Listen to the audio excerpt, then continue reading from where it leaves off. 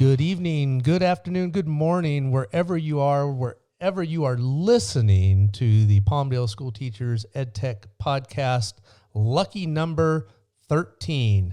I am Steve Stuckey, one of the EdTech coaches for the Palmdale School District, here with my co-host, Dan Hopman.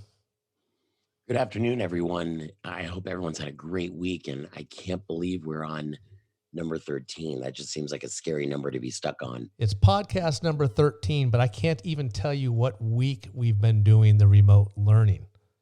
No kidding. I have lost track of time. I'm just glad you said it was Friday and you said, let's go do a podcast. So, it's great that I've got a calendar that pops up every morning just to make sure I'm on the right day. Yeah, it doesn't matter. By noon, I forget what day it is again. Maybe it's just because I'm old.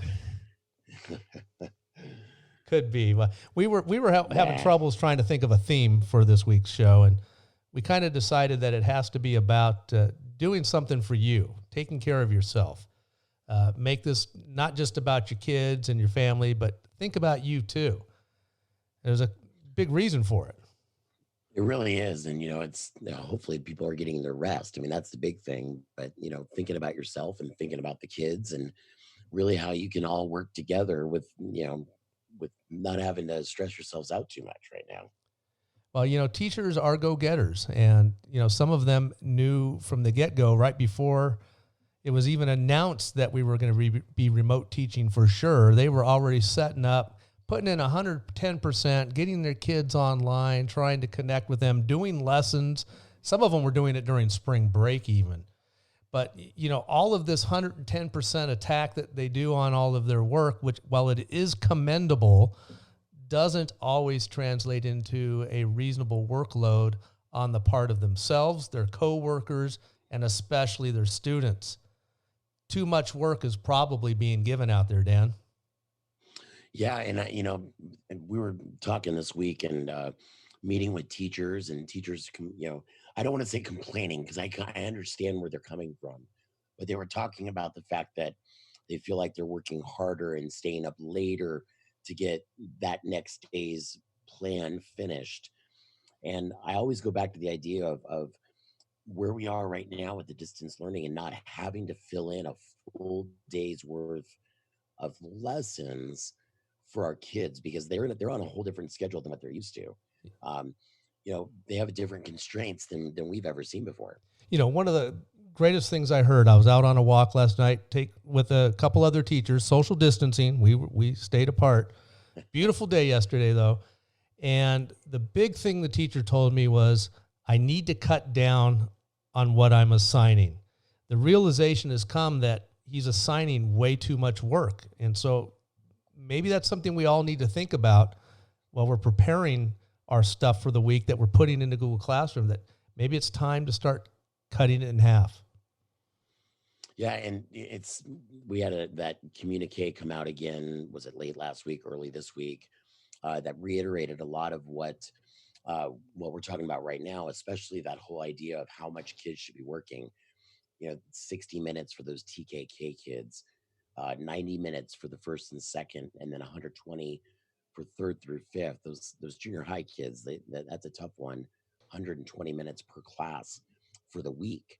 But the idea of not exceeding that is the hard part.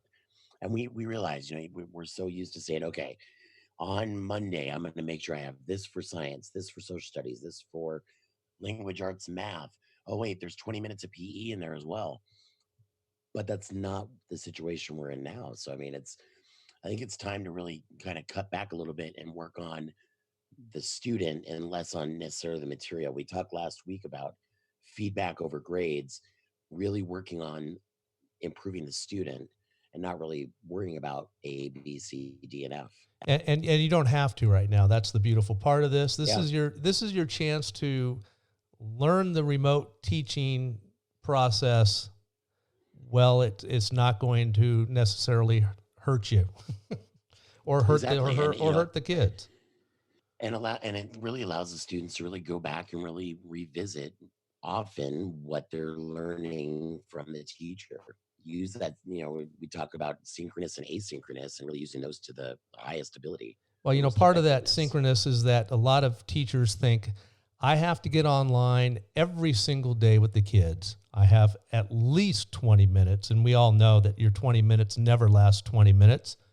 It tends to go over because we know the teachers are excited to see their kids too, which is really neat. And the kids are really excited to see their teachers.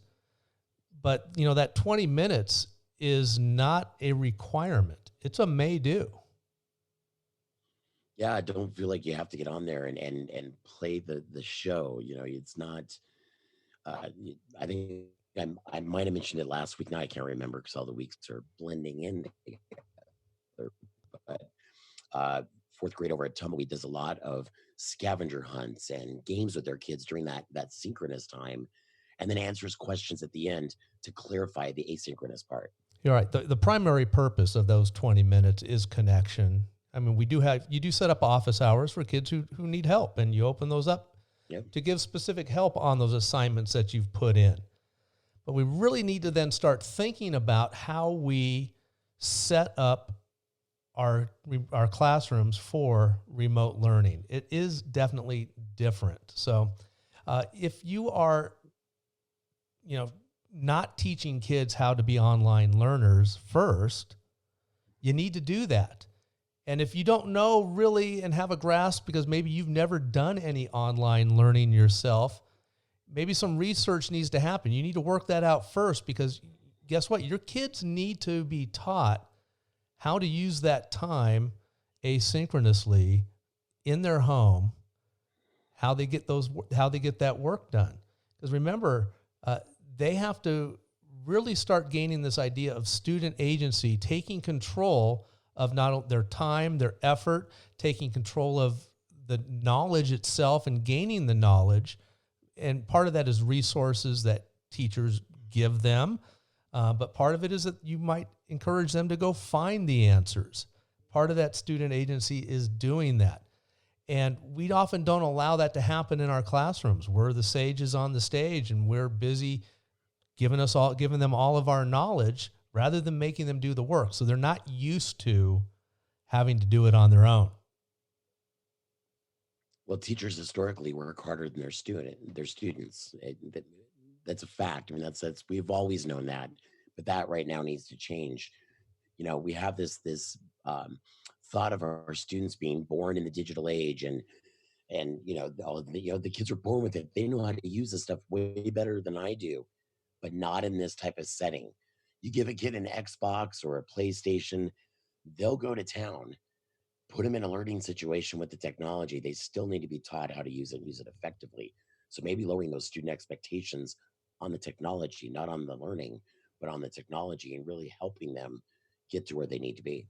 Because the technology isn't really the important part. I mean, it's important in the fact that it is the tool being used, but it's a tool to guide them to learn and to investigate and do those kind of things that may not happen in the classroom normally. Technology is not the thing. Learning is the thing. Thinking is the thing. My favorite thing I'm sorry, go ahead. No, go right ahead. I was saying, I remember having a conversation before all this started with a teacher, and they were telling, they came up with this proud fact of, John Hattie says that the effective percentage for technology is like 0.02%. And I think we both had this conversation with them saying, yes, if that is the learning is the technology, it's very low. But when it's used as a tool, it jumps up considerably. It's not, the learning doesn't happen with the technology. The learning happens from you, the teacher, and really providing them the structure to do that learning using technology. Right. So if DOK3 and DOK4 questions are give you the big bang for the buck, why aren't you having kids respond using the tools like Google Slides or Docs to those higher level questions? Using Flipgrid to a question that you might ask them with some big inference about.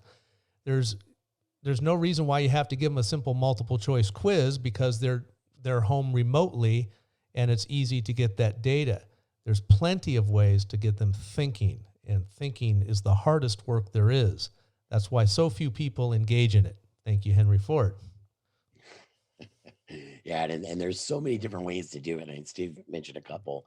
You've seen presentations on hyperdocs, edgy protocols, student choice boards, you name it, they're there. It's just a matter of using it to engage your kids. I love those choice boards because it gives the kids the feeling that they are making choices on what they've learned, although you've provided all the choices for them. They just don't have to do them all. They get to pick that, so they feel that they have some agency in that. Structured agency. There you go. If you don't know what a That's choice board is or hyperdocs used in education, this is a great time for you to Google it. Well, after you're done listening to this podcast, then go Google choice boards, hyperdocs, and start figuring out how you can use those within your classrooms to promote student choice and to provide those resources for kids to investigate things further. And right now is a great time to start developing that student agency, because you're really prepping them for next year. And Steve, what do you think August is going to look like for next school year? Well, I want to be optimistic, but I have lived much of my life of preparing for the worst and hoping for the best. And I've also been told hope is not a great strategy. So just hoping for the best isn't going to have me prepared for August if we have to start virtually, if we have to start with a different looking schedule, maybe split schedule so there's less kids in the classroom. Why not be ready? Get ready now. When you have a moment, you all know now it takes you about 10 seconds to create a brand new Google Classroom. And you can start getting that prepared for August, whether kids are there or whether they're at home remotely. You have the time.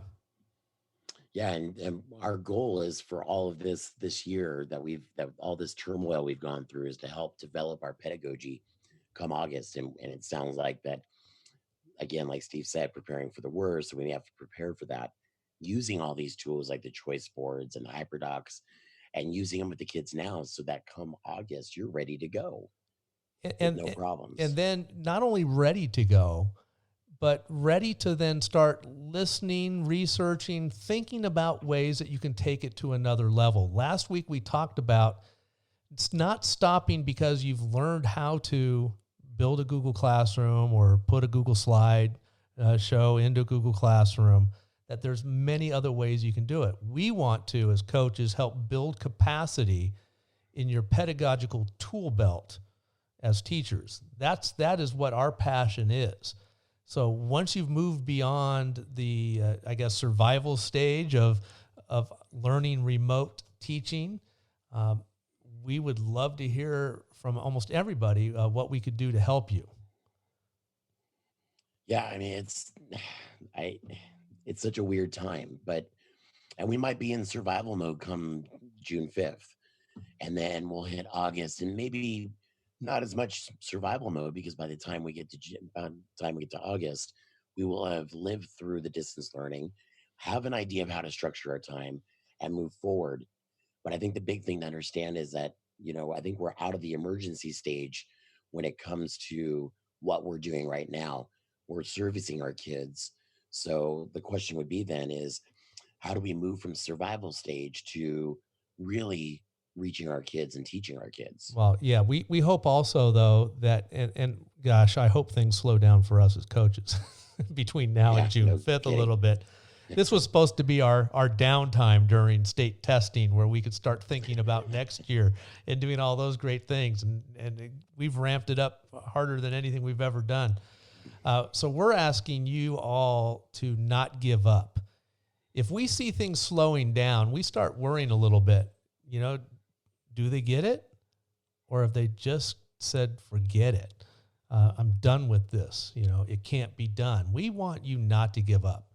Right now, it's not an emergency if it doesn't work today or even tomorrow or the next day. Don't stop asking for help, whether it's your teammates or whether it's us. And don't stop Googling it. I mean, to be honest, a lot of things that can be answered pretty quickly is a simple, hey, Google. Yeah, there's many times we're on with teachers and we just don't know and we Google it. So don't be embarrassed by doing that search. That's an important search. We do it often. Once you get over this whole first part, and we do understand how much you've had to take in, how much you've had to learn and get working just so you can deliver content to your kids and connect with your kids. We want you guys to make sure, though, that you take a break, but then don't stop growing professionally. If you've been relying on other people to give you the stuff, if you've been relying on TPT to purchase your stuff, you are not building capacity in yourself. It's time to start building your own capacity. In your classroom, you might ask kids, hey, you better ask 3 before me. And I'll ask you, did you Google it before asking anybody? Did you do the research, or did you want a quick answer? As coaches, we develop things all the time. And Dan, I'm sure you don't mind giving away something that you've designed if people ask for it. That's true. So go ahead and ask for it, but we don't want it to stop there. You need to know how these things function, how they work, how they were created, because when you learn how to do that, you have ownership of something, and you can design things that are specifically tailored for you, not that somebody else has made, that you're trying to fit into what you do. And if you don't truly understand the tool, then really implementing it with your kids is just so much harder, because you're not understanding how it was built, what's going on in the back end. Building it, someone gives you a Google form to use, but you go to get the information out of it and you're not sure where to look because you're not part of that building process. Don't think because someone else is using it with their kids that I must use it with my kids without having to really understand the nuts and bolts of the whole process. You really need to understand it. Yeah, sometimes that might get you in a little bit of a mess, because you mentioned forms. I know that sometimes someone shares a form but doesn't realize that they need to make a copy of it so that they can get their own data. And all of a sudden, thousands of bits of data are flying into one person's Google form and the spreadsheet associated with it. And the teacher's left going, how can I see my data? Well, you gave them somebody else's form. It's not your own. So those are important things to think about. We don't want you to stop growing professionally. We want you to keep thinking forward and seeking out that help and those trainings.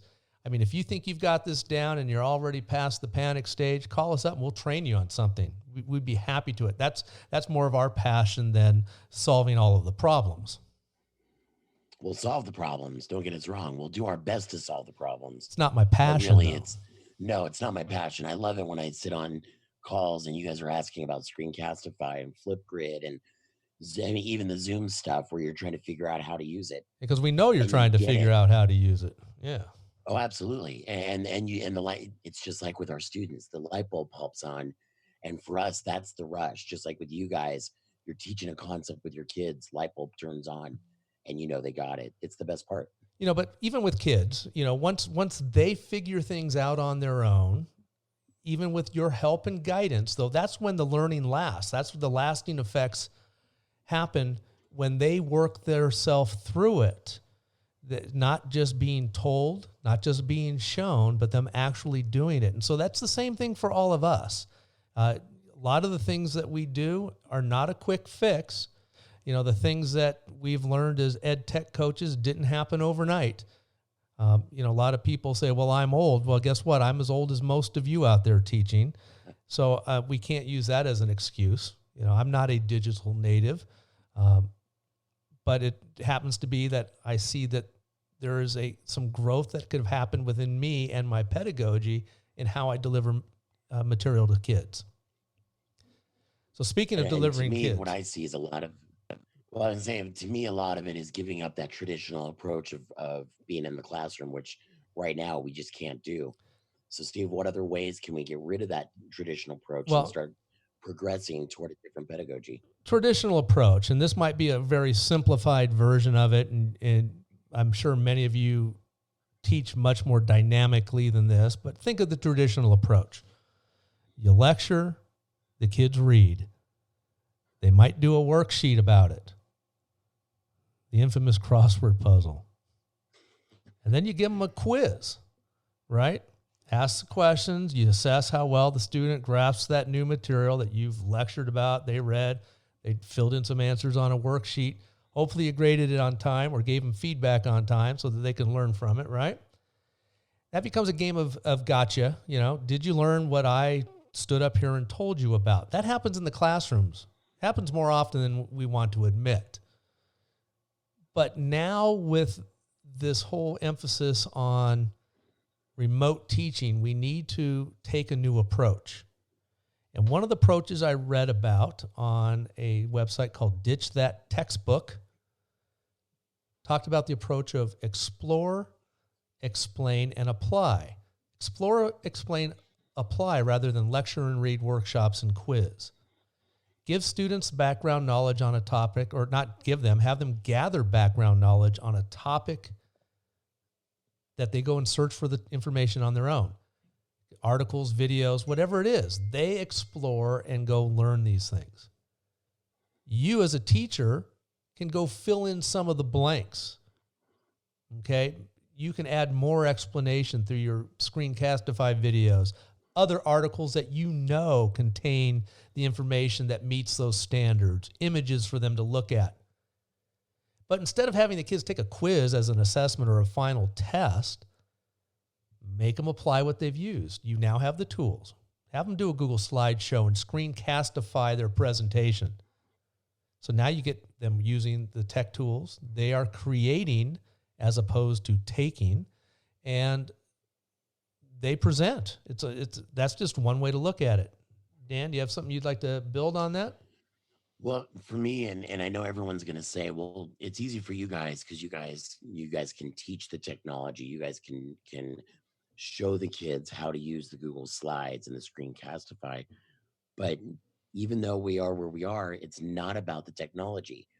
It's really about the kids' ability to be able to explore, explain, and then apply what they've learned.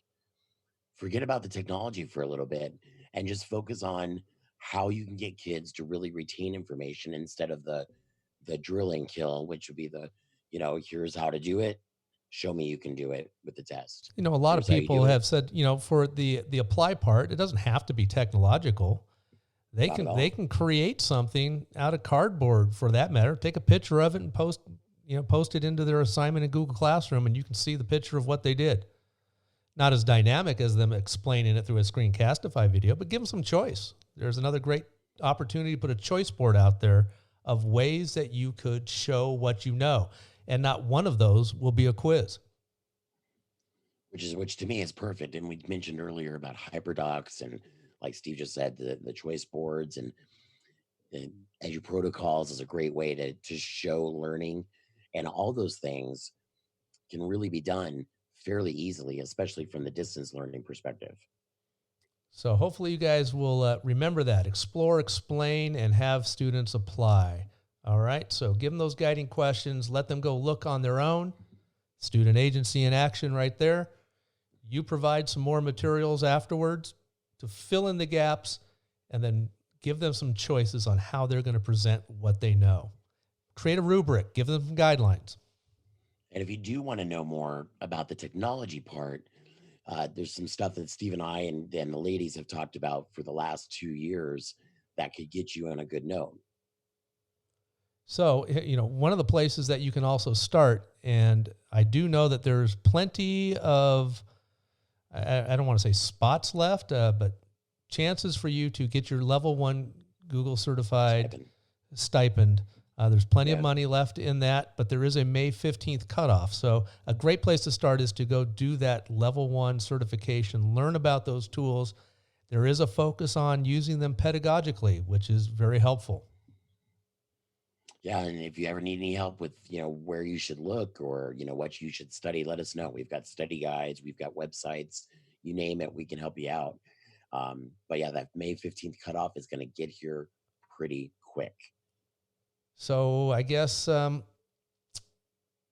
let's talk about home routines. I mean, last week I All right. said I am going to try to be really good, and I'm going to cut off looking at my stuff, my emails, the PD I have to design, the question that comes in at 11 o'clock at night from a teacher who needs some help with Zoom or whatever else it is. I did pretty well. I'm not perfect yet. I'm sure you saw me CC. You were CC'd on some of those emails that were at some very odd times or very early in the morning. Yes. And vice versa too, I'm sure. Yes. So with that idea, I need to really work on my routines. Now, that's for me personally at home. A lot of teachers are giving kids schedules and saying, here's your routine for the day. Well, guess what? I don't think that routine means squat. The times that you give them. They're on their own schedule. Parents are the ones making the schedules now. Right. So that is absolutely correct. Doesn't mean they're going to do language arts at 8:30 to 9 o'clock every morning. You can make your own schedule. You can be as strict as you want at home. I know we're all creatures of routine. So set your own routines. Don't expect to set everybody else's during this remote teaching time. Just a thought. I agree with you. And I completely agree with you. It's a little bit different for me. Your kids are gone. Mine are 2 doors down from where I am, and they have their own routines, and I'm trying to jump around their routines. And, and I get off work and I walk out the door and it's like, Dad, I'm like, hold on a second. I got an email. So yeah, no, I think it's trying to get out of that frame of mind of, when I'm at work, I was at work. And when I came home, I was at home. Now they're blending together. And it's how do I separate those? So you mean as a teacher, you can decide to take lunch at 11 a.m. on one day and have office hours at 12 o'clock. And on another day, you can have lunch at 12 o'clock and have your office hours at 9 o'clock? That's exactly right. And that's kind of the way I worked out today with my training this afternoon on Infobase Read 360. I had to move where my lunch was. And, I had my lunch at 1:30 instead of having it at 11 o'clock. And again, you can go to the bathroom whenever you want. That's the best part. And I had a hot coffee this morning the whole time.